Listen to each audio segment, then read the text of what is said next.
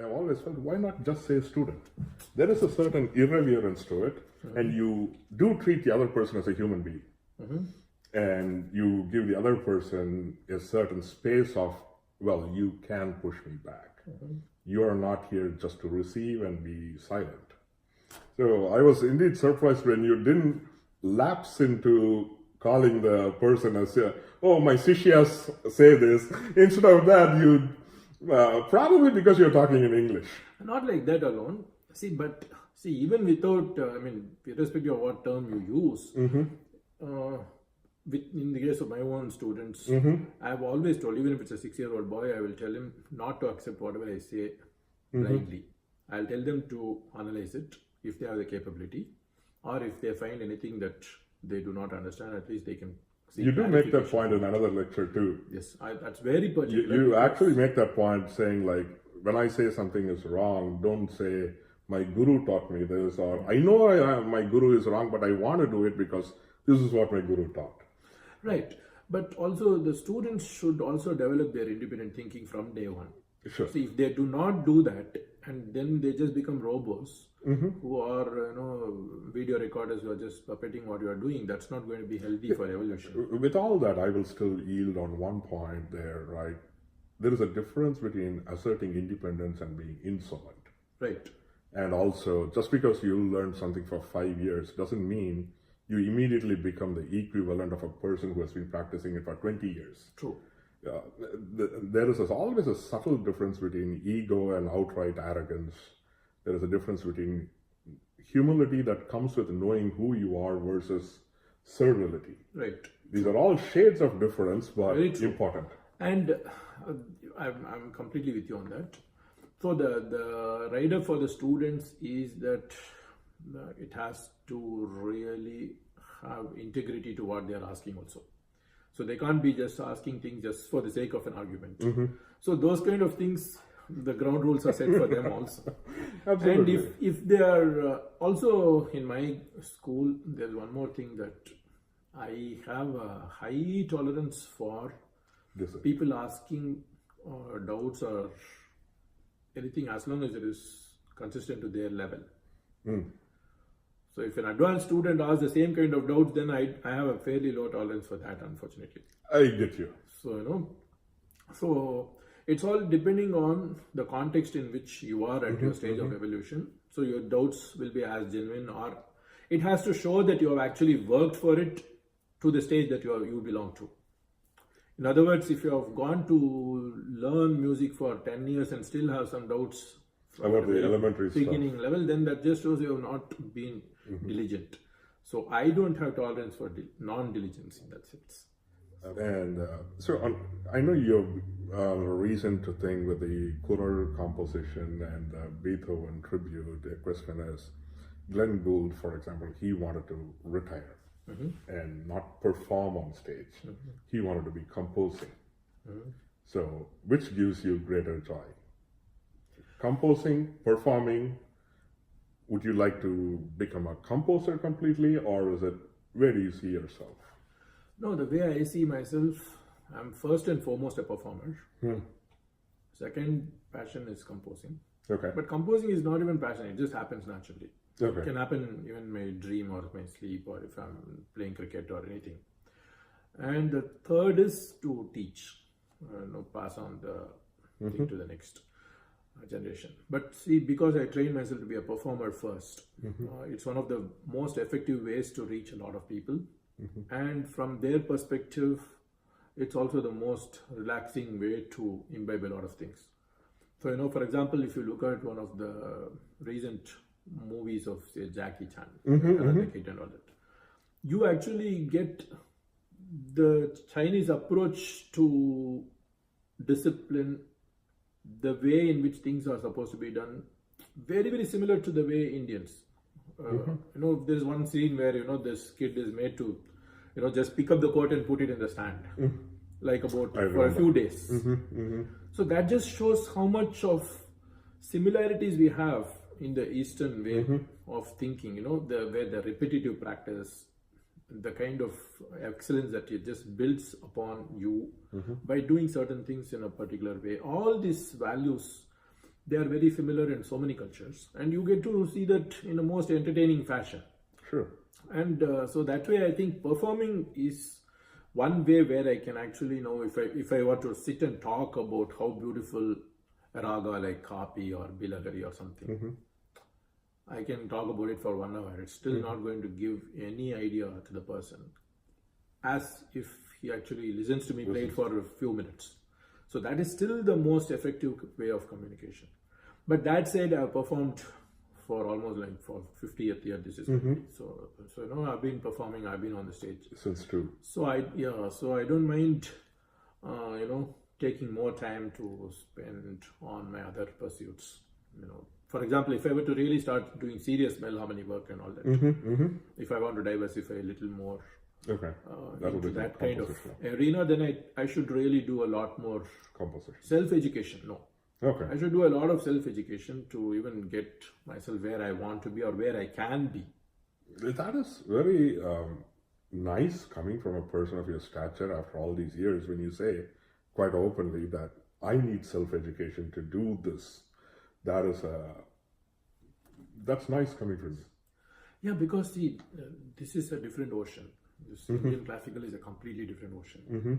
And then you have Western classical or Western jazz and other things which are complete oceans. So, you cannot realistically hope to master all of them in just a few of these things. So really you need to start, but at the same time, that said, there is the other part of me which says do not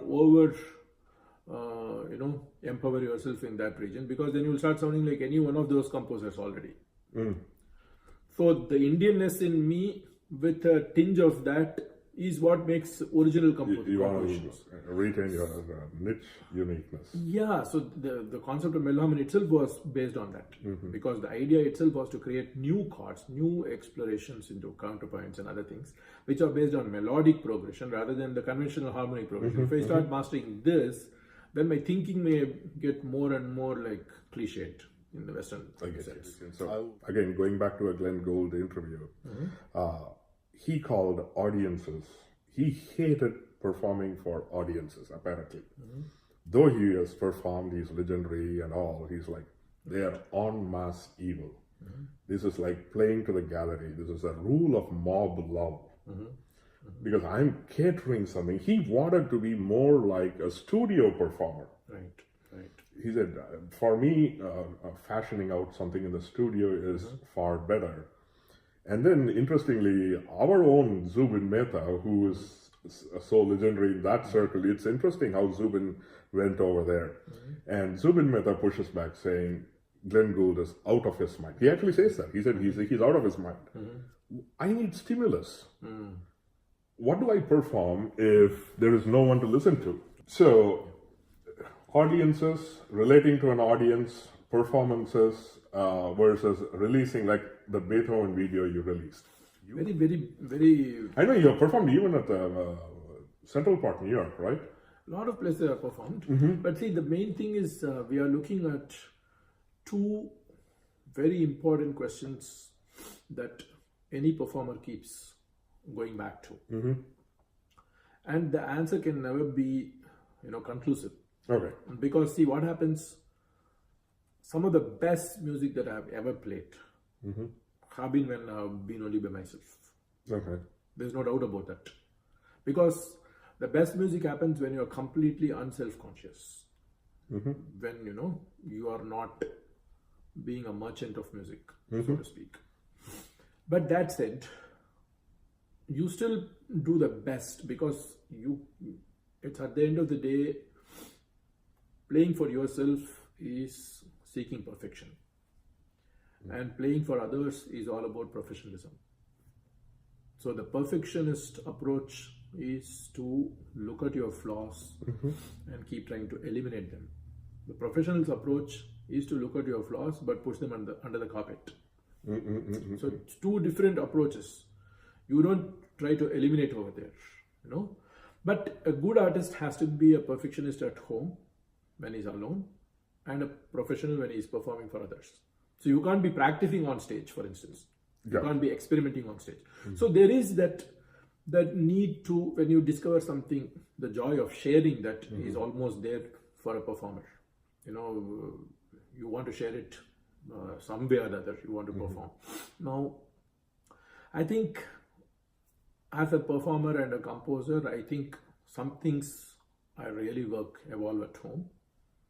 Even my thought processes, actually, some of the best thoughts of my personal evolution have happened in solitude, as I said. But at the same time, if I want to share those, then I'm going to be doing it through either performing or through teaching or through writing or lectures and other things. So I think I personally see the balance between the two is very essential. Okay. I mean, that's a fair answer, right? And by the way, I've actually performed with the Glenn Gould studio in Toronto. Oh, really? You did? Yeah.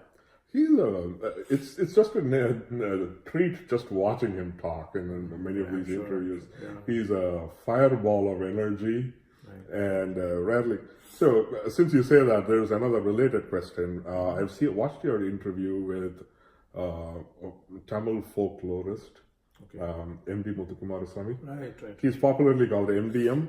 Okay. He was for some time friends on Facebook also, and then we lost touch. Okay. But anyway, where you talk about how you designed the Chitravina, the one that you are using. Of course, it has been in your family. Your grandfather, your father have had their versions of Chitravina, and you have added a few other dimensions to it. And what you now have is pretty much what you have fashioned. And what I found interesting in that interview of yours is you talk about how your father taught you mathematics and a mathematical approach. And pretty much, and that's another thing that I found a little different and from your perspective is you talk a lot about science, rationality, and mathematics. So the Western classical world or Western music world, whether it is a guitar, a piano, or any instrument, you have these professional instrument makers, and some of those names have become real legends. Right. When you designed this, so again, it's fantastic watching Glenn Gould sit down and talk about how a stool should be, what he wants out of a piano. Right. How did you go about the physics of your instrument? No, actually, in my case, it was nothing as complicated as that. See, I still play the traditional Chitravina also. What I designed was the Nava Chitravina, which is a slightly different shape and different acoustic properties. So the reason for that came because my instrument, traditional one, is tuned to a pitch that is not compatible with most other instruments in the world. This is in G sharp. But whereas most of the collaborations that I was playing would be with sitarists, pianists, and other Western orchestras, which will be in C, A, and other kind of things. So I wanted an instrument which was compatible with that. For example, there was a time when Mandolin Srinivas and I wanted to play for a long time, but we were not able to do that because our pitches were not compatible. So then, once I designed this instrument, basically it had to be slightly smaller in size, and the shape of this also was more like what you may appear like a flatter resonator. Okay. So the tonality is slightly different, which may not be so optimal in a rounded resonator that traditional instruments have. So that is a rationale behind my design. But as for the making, I did not really do any particular have you kind of patented it, or have you written a manual? Well, I actually toyed with the idea of patenting it, but I did not do it. But there are instrument structure drawings and all the diagrams are there. Oh, wonderful! So somebody wants to actually take it up, they can do it. Yes, there were some Americans who took those structural designs from me. Oh, okay. There are, even way back, like maybe 2005 or so. There are some people who are interested in the structural design of the instrument. So I don't know whether they have mass manufactured it. But you bring a very important point about the prestige of instrument making itself. What we have not done is we have not brought enough standardized science into the instrument making for over centuries. I mean, so many centuries we have been doing. And this has been my constant complaint that we have not even worked out a size versus output ratio properly when it comes to designing. Now, if you look at the violin size, it's so small, but it can still cater to an audience of about 3,000 in a properly good acoustically treated hall, Gotcha. opera house. You don't need amplification at all. The last person in the last row can still hear with clarity even your softest passages. That's the excellence of design making. Somehow we do not bring that into our culture because we used to not write it down. We didn't document exactly. Some of the brilliant instrument makers that I've known, for example, there's this person called Ramji who used to make excellent tanpuras in Trichy. So we all used to go to him for tanpura. He made so many different So models. he remains a household name amongst a set of people who know him by acquaintance and by word of mouth. By word of mouth, and within the field he was pretty popular. But similarly, Meeraj tamburas in Hindustani is very popular. And Mysore Veenas were popular. So like this, there were, places like, regions. Within the craft, Mana Madurai, Mana Madurai Ghatam, for instance, was very popular. It still continues to be.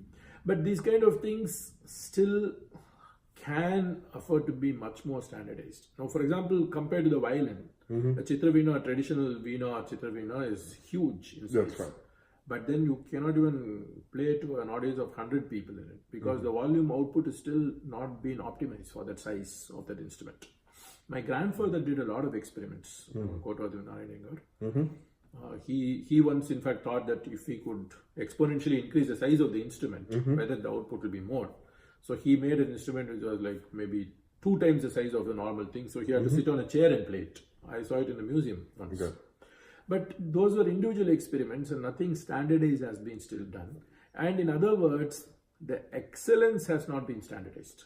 Precisely the point. So the quality of a culture is really dependent on how strong the middle level of the society is. It just goes to the, there are documentaries about how the Steinway pianos are made. Right. There are complete documentaries about how handmade they are. Like even the store that I went to with my daughter, that person had sections of a piano. They had explaining why this costs so much, why there is a sister brand that is machine made, and what that doesn't give. Because when somebody has to shell out $100,000 on a piano, they want, and this is a store assistant explaining to us. This is not a physicist. This is not, and she of course knows some music, but still the knowledge is formalized. The production is industrialized and standardized. So the transmission of it becomes mechanical to some extent. To a certain extent, and so your basic average level of excellence is sort of industrialized. Whereas in our case, the average mass-produced Veenas and all that are of such poor quality even now. So accidentally one of them happens to be a good one, then you sort of rejoice and celebrate. That's good, And that takes me to the other thing, right? Western musicians, how they relate to their instruments, right? I often, like I say, some violinist, I'll just avoid the name, our Carnatic music violinist, the person was talking about, I adore it, it's my God, it's this, it's that. Whereas to a Westerner, an instrument is an instrument. Not that they disrespect it, they wouldn't put their feet on it or anything like that, but it's common to see a Western violinist, particularly a lady and all, they come out with this attractive cover art where they'll be having a violin like hanging out there. You would never ever see that as a Carnatic music violinist having a violin like flinging out like that. That irreverence, that lack of reverence also has its advantage, right? So where we spend, like you said just now, almost in a lamenting tone, you said we haven't standardized it. We revere all these things, and yet we haven't taken it to the level of what do we do with this? What are our colleges doing? What are our music college? Where such a dialogue should be happening. What's your experience? No, I personally think, sentimentality cannot replace science. So, for example, even I may treat this as my God and all these kinds of things. Or if I'm traveling with it, I'll treat it like a newborn baby because you have to be that careful about it and that caring about it. But at the same time,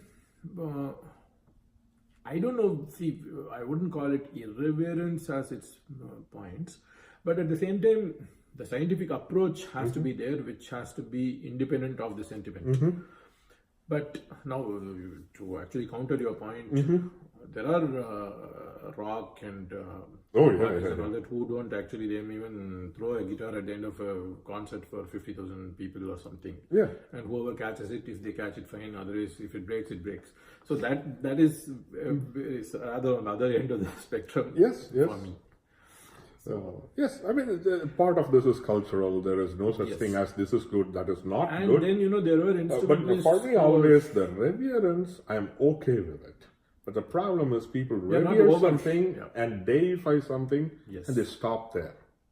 Yes, it should not be the stopping point. It should not really, sort of prevent you from seeing the science behind or the intellect behind a person or the science behind a particular thing. So that, but no, for example, I used to be shocked when I read that, there were some even legendary artists who used to smuggle drugs in their instruments and those kind of things. That used to be like Johnny Cash used to have drugs in his guitar. Yeah, he was caught like that. Right, exactly. So that kind of thing is for me a bit not exactly. I mean, yes, there are certain things, and this is where the difference between the cultures come, right? Johnny Cash also can go to a prison. Folsom Prison, his album is one of the finest albums, where he's not just performing at the prison. No. He creates songs for the inmates, and some of them are talking to them as, how's your mother going to think? Or my memory escapes me now, but the songs became famous because they were talking about the prisoners. So he's not going there to perform something that he has performed in 20 other places. So that is where I want to get to it later, like what does music as art do, and what do we often do, because we still don't think of it that way. And I mean saying we as in we. Whereas to the Westerner, an art can be political, social, whatnot, and they take it there. This is about Leonard Bernstein. He's another powerhouse of a performer, intellectual, and he functioned at many levels. And there is a video of him, I think he talks about teaching. And I watched through your videos on Acharya Net, I think, where you teach. Right. You're admirable, and I think you want to pour out your heart in teaching. And my father used to have this quote from a Jewish rabbi which said, a teacher is one who yearns more to be suckled than to...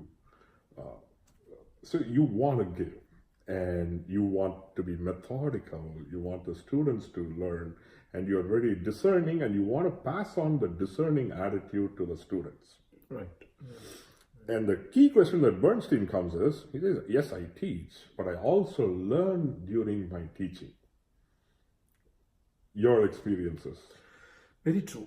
See, there is no doubt that teaching good quality students can help in one's personal evolution. In fact, when I was a child, I used to almost be a bit having an agenda when I was teaching my brother and sister. So if I learned a new song, the moment I taught them, I would have learned it better in the process. So, they were very useful for me as my evolution process at a particular time. Not the sounding board. Even the way I would teach it, I would end up learning it better. So that process of evolution, and if they ask intelligent questions, then they force you to think, they force you to re-examine things. And so all those things really have an impact in your own growth process. But at the same time, then, there are times when, when I was learning, the facilities that is available today were simply not there, or simply even frowned upon even when they evolved.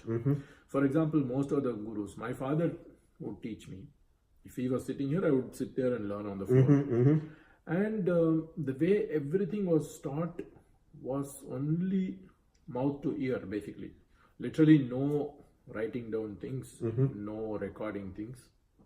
So everything you were it was demanded of you to be very attentive, grasp everything, and not forget anything.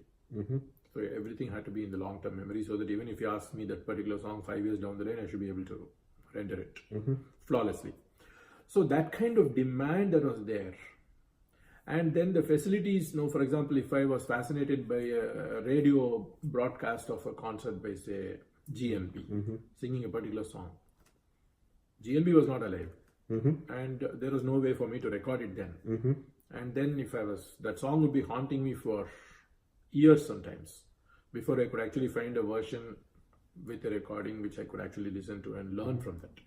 So I collected many of these things, like literally like a coin collector or a stamp collector or an artifact collector, So for me, the precious process of collecting and keeping it today, I'm sort of the person, today the facility is there, so I want to make sure that it's all shared with everyone as easily as possible, so that they don't have to go through the same process of collecting is as difficult. Many times the gurus wouldn't teach. So Ted, in fact his last name I can't even pronounce, so I might get it wrong, Ted Goya, or he's a historian of jazz. Okay. And one of his books is about how to appreciate jazz. That's all his book is about. And then he talks about the jazz masters, Louis Armstrong, John Coltrane, and so on and so forth. He gives a brief synopsis, and then he says, here are their key performances. Right. So he was talking about Meditations of John Coltrane, Ascension of John Coltrane. It took me 2 minutes, literally. Right. Because I have my iPhone on the other hand, I go there and I subscribe to Apple Music. Right. In 2 minutes, I have that with me. Right. So here's a man who has told me he has spent a lifetime in jazz. Right. He's telling me this is what you need to know about John Coltrane. Right. And takes me 2 minutes. Right. I think Sanjay Subramaniam in another forum, I think the Hindu Literary Forum, he made that same point about how difficult it is to hunt and find an iconic performance that is spoken about, but to find that one recording, you have to go to the bylanes of Mylapore and whatnot. I used to do that because, I used to actually develop friendships with certain collectors in my teens. I would go and spend 4 hours with them just talking about various things, so that they will just give me at least 1 or 2 cassettes to take home. That is precisely the point Sanjay Subramaniam was making. Of course, he was putting a certain levity around it. Poi or mama kitta kekano, and the mama will have a 3-hour story that you have to listen, and then all that for that one tape that you wanted out of him. Right. That's precisely, it used to be like that. And but see, then the fascination of doing that cannot be replaced today. Today it has become too easy, too accessible, so that the value of it is not the same at all. Yeah, now you're having there are collectors with some probably dozens of terabytes of music in their possession. That so it is now the whole lifetime of some of the greatest musicians can be a few megabytes worth of music, right? So the value is very different now.